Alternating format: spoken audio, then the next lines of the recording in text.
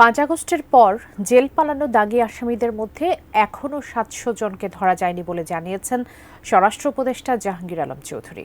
সকালে কেরানীগঞ্জে ঢাকা কেন্দ্রীয় কারাগারে জরুরি সেবা উদ্বোধন শেষে একথা বলেন তিনি। এ সময় বিভিন্ন জায়গায় চাঁদাবাজি, খুন সহ নানা অপরাধ বেড়ে যাওয়ার কথাও স্বীকার করেন স্বরাষ্ট্র উপদেষ্টা। বন্দীদের নিরাপদ রাখা ও আলোর পথ দেখানো কারাগারের মূল স্লোগান। তবু বন্দীদের স্বজনরাও উদ্বেগ উৎকণ্ঠায় থাকেন তাদের নিয়ে, কারণ চাইলেও সবসময় দেখা করা বা জানা যায় না তাদের খবর। এখন থেকে হটলাইন নাম্বার 09612 এর মাধ্যমে সারা দেশের 68 কারাগারের বন্দীদের তথ্য মিলবে। এটি ব্যবহার করে জানা যাবে বন্দীর অবস্থান, হাজিরা, সাক্ষাৎ ও ফোনে কথা বলার তারিখ এবং শারীরিক অবস্থা সম্পর্কিত তথ্য।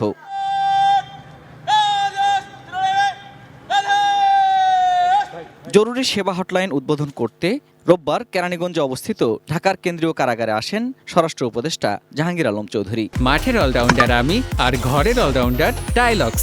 টাইলক্স টয়লেট ক্লিনার, ক্লিন মানেই টাইলক্স। জানান, এই সেবায় নিয়োগ দেওয়া হবে জুলাই আন্দোলনে আহত ব্যক্তিদের। এই হটলাইনটা সবসময় খোলা থাকবে এবং এই হটলাইনেও আমরা এই যে আমাদের যারা এই 5ই আগস্ট এবং জুলাই আগস্টের বিপ্লবে যারা আহত হয়েছে, আমরা তাদের থেকে এখানে এমপ্লয়মেন্ট দেওয়ার চেষ্টা করব।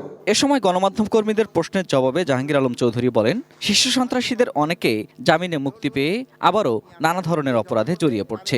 অপরাধ নিয়ন্ত্রণে তাদের আবারও আইনের আওতায় আনা হবে। 700-এর মতো এখনো বাইরে রয়ে গেছে, আর যারা ছিল তাদের সবাইকে আবার বন্দি করে কারাগারে রাখা হয়েছে। তাদের আবার ধরে তাড়াতাড়ি আইনের আওতায় নিয়ে আনা হয়। যেই ধরা পড়বে তারই আইনের আওতায় নিয়ে আনা হবে।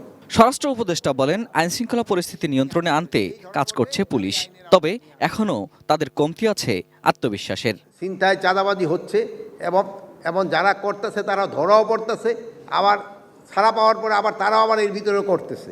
এটা সত্যি কথা। তা আমরা চেষ্টা করতেছি এটা যে যতভাবে হোক কমায় আনার জন্য। পুলিশের স্বল্পতা নাই, কাজের আগের মতো উদ্যমটা নাই বলতে পারেন। তাদের যে কাজের উদ্যমটা যেন বাড়ানো যায়, এই জন্য আমরা সর্বাত্মক চেষ্টা করে যাচ্ছি। Ferdous Rahman, ATN news, Dhaka.